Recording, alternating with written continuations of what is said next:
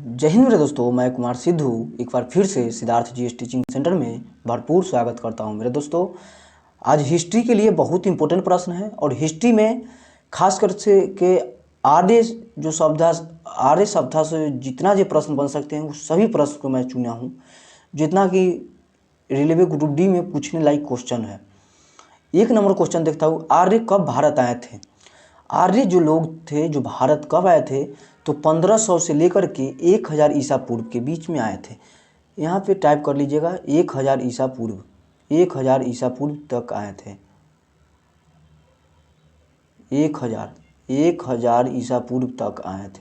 1500 से लेकर के 1000 ईसा पूर्व तक आए हैं, जो ऑप्शन नंबर डी के जाती है। श्रेय किसे जाती है? ऑप्शन नंबर डी को जाती है। बहुत इंपॉर्टेंट था इसलिए मैं बता चुका हूँ। अगला नंबर प्रश्न क्या पूछ रही है? आर्य लोग भारत में कहाँ से आए थे? इसको अभी तक कोई प्रमाणित नहीं की गई है। आर्य लोग जो थे जो भारत में कहाँ से आए थे इसको अभी कोई प्रमाणित नहीं किए गए हैं, लेकिन बहुत सारे जो वरिष्ठ आदमी थे जो बता रहे हैं मध्य एशिया से आए थे, तो इसको श्रेय क्या देंगे? मध्य एशिया से। लेकिन अभी तक उसमें कोई प्रमाणित करने की बात नहीं है। एग्जैक्ट अभी पता नहीं है जो वो कहाँ से आए थे, ये भी एग्जैक्ट पता नहीं है जो कब आए थे। सिर्फ एक अनुमान लगा करके इसको मैं बता रहा हूँ। एक अनुमान है जो पूरा वैज्ञानिक मानते हैं, वो हम आपको बता रहा हूँ। अगले नंबर प्रश्न है 3 नंबर प्रश्न क्या पूछ रही है? 3 नंबर प्रश्न है, आर्य भारत में किस रूप में आए थे? आर्य जो थे जो भारत में किस रूप में आए थे?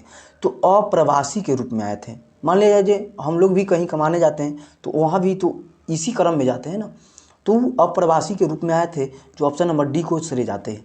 ऑप्शन नंबर क्या होगी? डी होगी, जो अप्रवासी के रूप में जाती है। 4 नंबर प्रश्न क्या पूछ रही है? 4 नंबर प्रश्न में है, पाणिनि किस विषय के प्रसिद्ध विद्वान थे? पाणिनि बहुत बड़े विद्वान थे, जो किस विषय के लिए थे?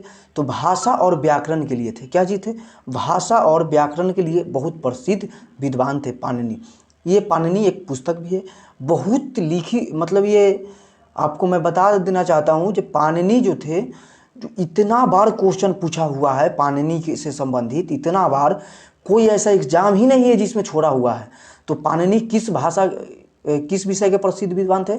तो भाषा और व्याकरण के लिए थे। तो इसका right answer option number A हो जाएगा। क्या है? ए फॉर एप्पल जाएंगे, जो right answer option number A होगी। 5 नंबर प्रश्न है, ऋग वैदिक आर्य किस भाषा का प्रयोग करते थे? ऋग वैदिक जो थे जो किस भाषा के? तो संस्कृत भाषा के वो ज़्यादा प्रयोग करते थे। किस भाषा के? वो संस्कृत भाषा के बहुत ज़्यादा प्रयोग करते थे। क्या होगा answer? Right answer option number A हो जाएगा, जो संस्कृत भाषा को। 6 नंबर क्वेश्चन है, ये तो बहुत बार पूछा हुआ क्वेश्चन है, इसको आप हल्का में मत लीजिएगा। पुराणों की कुल संख्या कितनी है? पुराण टोटल 18 है। कितना है? 18 पुराने हैं। पुराण 18 है, बहुत इंपॉर्टेंट है, इसे हल्का में आप मत लीजिए, क्योंकि जिस क्वेश्चन को आप हल्का में लेते हैं वो क्वेश्चन आप पर भारी पड़ जाता है, इसीलिए आप हल्का में मत लीजिएगा इसको। 6 नंबर हो गया। 7th नंबर क्वेश्चन क्या पूछ रही है? 7th नंबर क्वेश्चन को देखता हूँ। 7th नंबर क्वेश्चन में है, शास्त्रीय संगीत के सिद्धांत की विवेचना की गई है। शास्त्रीय जो थे जो सामवेद से, शास्त्रीय जो है जो सामवेद से ली गई है, उसमें सामवेद से उल्लेख मिलती है, इसीलिए उसे सामवेद में दी जाती है, जो right answer option number D को जाती है। क्या है? सामवेद। इसका क्वेश्चन बहुत इंपॉर्टेंट है, ये क्वेश्चन पूछने की 100% गारंटी नहीं ले सकता हूँ, लेकिन 100% ये पूछने की संभावना बन जाती है। 8 नंबर प्रश्न है, वैदिक युग के लोगों द्वारा सर्वप्रथम किस धातु का प्रयोग किया जाता है? ये ध्यान में रखिएगा। वैदिक युग में सबसे पहले लोहा का प्रयोग किया गया था। किसके? लोहा का प्रयोग किया जाता है। ऐसे सबसे पहले तांबा की खोज हुई थी, लेकिन उस वैदिक काल में सबसे पहले लोहा का प्रयोग की गई थी। इसका right answer option number C हो जाती है। 9 नंबर प्रश्न है, ब्रह्मवाद जिसे कि आज एक श्रेष्ठ वर्ग के रूप में समझा जाता है कि जोड़ी क्या थी? तो ये ऋग वेद काल से चल रही है।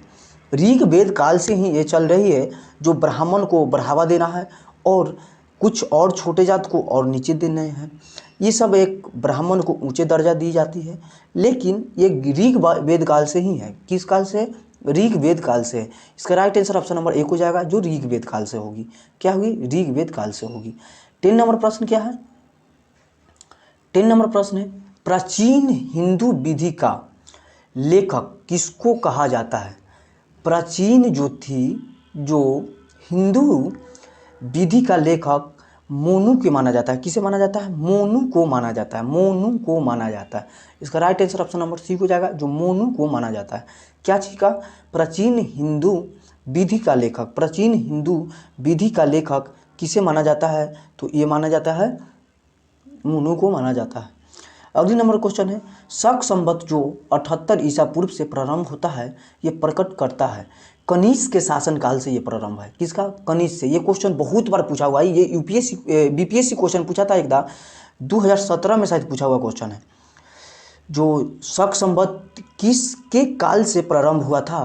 तो कनिष्क के शासनकाल से कनिष्क सिंह ने स्टार्ट किए थे जो शक संवत विक्रम संवत के बारे में। ये 12 नंबर क्वेश्चन है, वैदिक धर्म का मुख्य लक्षण इसमें से किसकी उपासना थी?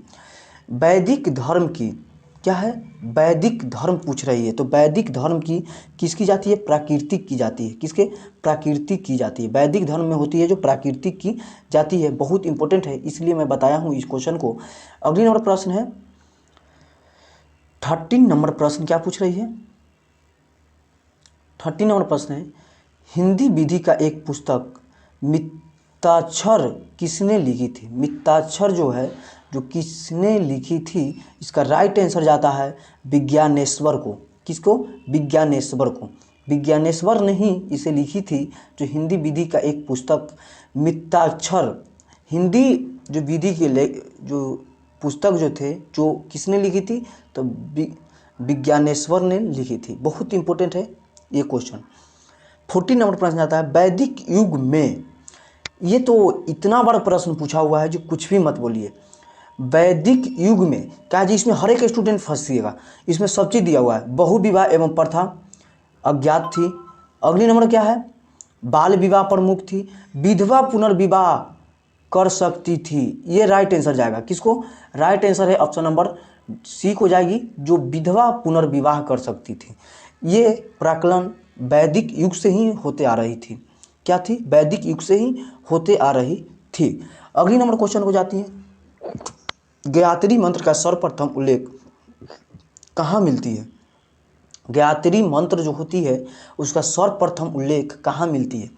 तो गायत्री मंत्र का सर्वप्रथम उल्लेख ऋग्वेद में मिलती है। किसमें? ऋग्वेद में मिलती है। इसका right answer option number A हो जाएगा, जो ऋग्वेद में गायत्री मंत्र का उपयोग किया गया है। अगली नंबर प्रश्न को देखता हूँ, शक पंचांग का प्रथम माह होता है। शक जो होती है, जो इसका प्रथम जो होती है, जो प्रथम कौन होती है? तो चैत होती है। कौन होती है? चैत। चैत होती है, जो right answer option number A हो जाएगा, जो चैत होगी। अगली नंबर क्वेश्चन है, शक संवत पर आधारित राष्ट्रीय पंचांग का अंतिम महीना कौन है? तब फाल्गुन होती है। क्या होती है? हम लोग फाल्गुन बोलते हैं, लेकिन इसके शुद्ध में लिखा जाता है फाल्गुन लिखा जाता है। क्या? फाल्गुन लिखा जाता है। 18 नंबर प्रश्न है, ऋग्वेद में विनर्त देवताओं में सबसे प्रमुख देवता कौन थे?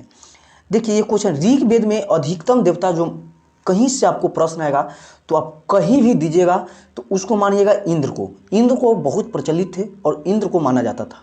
इसका राइट आंसर ऑप्शन नंबर 1 हो जाएगा, जो इंद्र देवता को मानी जाती है। ये बहुत इंपॉर्टेंट है। और आपको मैं ये बता देना चाहता हूँ एक सीक्रेट कोड, जो अधिकतम ऋग्वेद से क्वेश्चन अगर आएगा तो उसमें अगर नहीं याद रहेगा तब ऋग्वेद इंद्र के ही टिक कीजिएगा, क्योंकि इंद्र के बहुत ज़्यादा माने जाते हैं। इसे प्रश्न अपनी और मैं उठाए हैं, इसे प्रश्न मैं और दे रहा हूँ। 19 नंबर प्रश्न है। 19 नंबर प्रश्न क्या पूछ रही है? 19 नंबर, भारत के प्रतीक चिन्ह की आधार पर पट्टी पर अंतिम शब्द सत्यमेव जयते किससे लिया गया है? मुंडकोपनिषद। ये क्वेश्चन बहुत बार पूछा हुआ है। मुंडकोपनिषद से लिया गया था। ये सबसे पहले जो कहाँ से ली गई थी? मुंडकोपनिषद। भारत के प्रतीक चिन्ह किससे ली गई है? तो मुंडकोपनिषद से ली गई है। किससे? मुंडकोपनिषद से। 20 नंबर क्वेश्चन है, ऋग्वैदिक काल, क्या है? ऋग्वैदिक काल के लोग किस देवता में विश्वास रखता है? ऋग्वैदिक, अभी जस्ट बताया है ऋग्वैदिक, तो सबसे ज़्यादा अगर विश्वास रखते हैं तो इंद्र में रखते हैं। किस में? इंद्र में। इसका राइट आंसर ऑप्शन नंबर 1 हो जाती है, बी हो जाती है, जो इंद्र होगी। आज का ये 20 प्रश्न है। अभी ज्योग्राफी के लिए लेकर के आ रहा हूँ। पोलिटी डाल चुका हूँ, पोलिटी स्पेशल एक चल रहा है, पोलिटी स्पेशल मैं डालूंगा, अभी नहीं डलाया है लेकिन अभी डाल चुका हूँ, टाइम भी हो चुका है अभी। आज के लिए इतना ही है, तब तक के लिए जय हिंद।